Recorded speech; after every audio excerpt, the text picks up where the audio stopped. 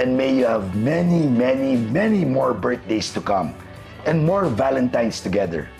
Love, love, love. God bless.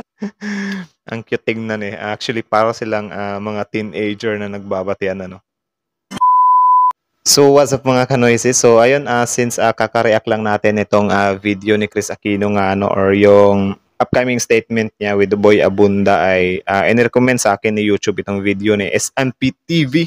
Meron itong pamagat na Mark Levesque sinurpresa si Chris Aquino sa kanyang 53rd birthday. Nakakakilig na mensahe silipin. So, yun, since napanood nga natin doon sa una nating video mula kay Celebrity Story na birthday ni Chris Aquino ngayon, Feb 14 Valentine's Day. Tapos, yun nga, may something na iniintay na revelation or statement from Chris Aquino, which is, sinabi ni Chris Aquino doon na, Tito Boy, I hope you will not cry. So, ayun, ang mga, ng mga netizens doon ay, maybe meron siyang tanning or whatsoever, or wag naman sana, di ba? So, yun, panoorin natin ito. Again, mula ang video ito kay SMP TV. Supportahan nyo yan, isubscribe nyo yan. Ang original video link ay nasa description box below. Gagawan lang natin to ng reaction video, ano. Tapos, yun, kung trip nyo naman ng mga ganitong reaction video, may kasama kayo manood. Siyempre, wag nyo na rin kalimutang isubscribe yung YouTube channel natin, Noise Spectator. So, again, ang title ng video ito ay Mark Levesque sinurpresa si Chris Aquino sa kanyang 53rd birthday na kakikilig na mensahe silipin. So, di na ito patatagalin pa. Simulan na natin. Happiest birthday, dearest Chrissy, my love. Yun. Mark Levesque, may sweet na mensahe sa birthday girl na si Chris Aquino ngayong Valentine's Day. I appreciate Ito ba yung boyfriend niya? you, and I am blessed to have you in my life.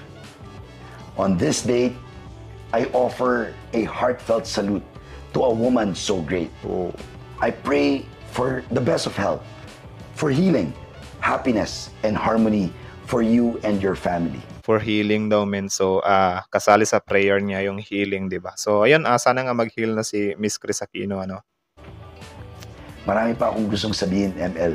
Tulad na lang ng mag-ingat lagi, magmahalan lagi. Pero ibubulong ko na lang sa'yo. Have a good one, and may you have many, many, many more birthdays to come and more Valentines together. Love, love, love. God bless. Ang cute tingnan eh. Actually, para silang mga teenager na nagbabatian, ano. Dang. Ganun talaga, men, pag in love, men. So, sa mga single dyan, parang baka hindi kayo makakarelate dito. So, yan, sorry, not sorry. Joke lang. Or God bless you, and I love you.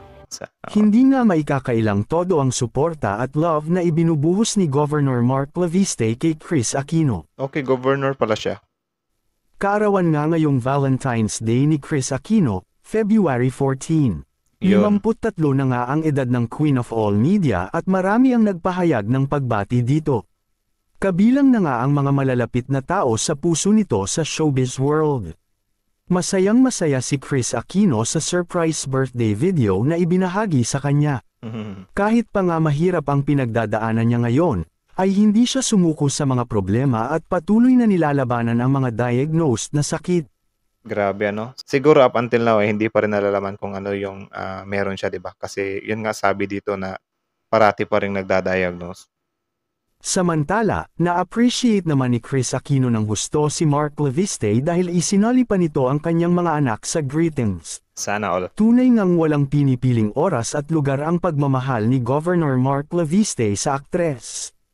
Sa ngayon, nasa Pilipinas si Mark Levesque dahil nga mayroon siyang trabaho dito ngunit sinabi nitong magdiriwang silang dalawa ng kanyang kaarawan pag nagpunta na siya sa Amerika. Okay, so nasa Amerika pala si Chris ngayon. Bilib naman ang mga kapatid ni Chris Aquino sa walang sawang suporta nito sa kanya kahit na nga magkalayo sila ngayon.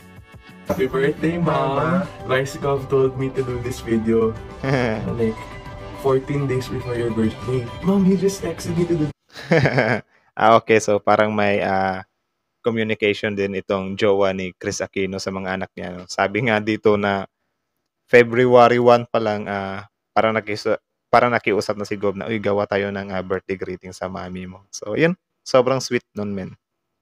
This video. Kanina lang, and then I was about to go to the gym. But Mom, happy birthday. We love you. We love you. Love you, Mama. Oh, we love you.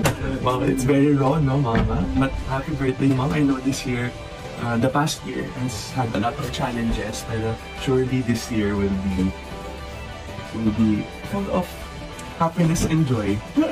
We love you, Mama. Happy birthday.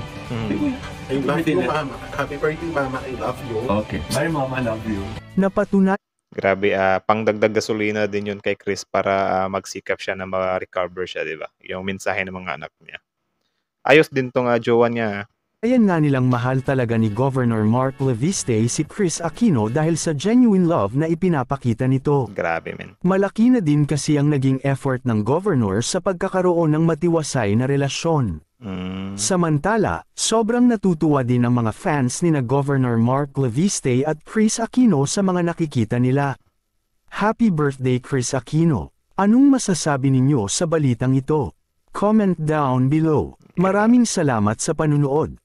Yun, happy birthday Chris Aquino at saka yun, SMPTV, salamat sa video mo. So, yun lang, supportahan nyo yan, SMPTV. Yung original video link ng video ito ay nasa description box below. So, yun, subscribe and show some love to SMPTV. So, yun lang, again, Chris Aquino, happy 53rd birthday. Tapos yun, ayos din tong jowa niya, na-effort din. Biruin yung ba naman yung kinontak yung anak, di ba? So, yun, especially may sakit si Chris, di ba? So, need niya talaga ng pampaboost, ng pampalakas or pampatibay ng loob.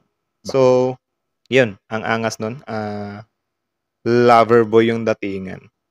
Tapos yun lang, actually, sobrang happy ng video ito, Kasi yung unang video na napanood ko ay about nga dun sa statement na upcoming na hindi natin alam kung ano ang nasa loob doon. Ang lang nila ay baka nga daw may tanning na or wag naman sana, di ba? Yun yung thoughts nila. So, yun lang guys. Kayo, anong masasabi nyo sa video ito? Comment down below. Pag-usapan natin yan sa comment section. So, sana nga okay lang si Miss Chris Aquino. Pero yun nga, nakakapagtaka kung ano ba talaga yung laman ng statement na yun. Kasi bakit kailangan siyang iano sa media tapos bakit sinabihan niya si Tito Boy na wag kang umiyak, try not to cry, or wag kang umiyak nga, tapos sabi ni Tito Boy, okay, I will try not to cry. Kasi sobrang dikit kasi yung si Boy Abunda at si Chris Aquino, guys. Parang pareha sila ng forte, di ba, na pag i-interview sa mga sikat din. Tsaka yun, sobrang din pala ng birthday niya na taon sa February 14, which is Valentine's. So, happy Valentine's Day, guys. Especially sa mga single dyan. Happy Valentine's Day to you. Actually, hindi naman kailangan na may kapares ka para i-celebrate yung Valentine's Day, ba? Or maybe kailangan yun. So, kung kailangan yun, ay sorry not sorry. Wala na tayong magagawa dyan. Kita-kit sa susunod nating video, guys. At kung ano man yung pinagdadaanan ni Chris, sana malampasan niya. At yun ay pag-pray na rin natin siya na maging okay siya. So, yun lang naman. Again, thank you so much for watching. Noise Spectator is out.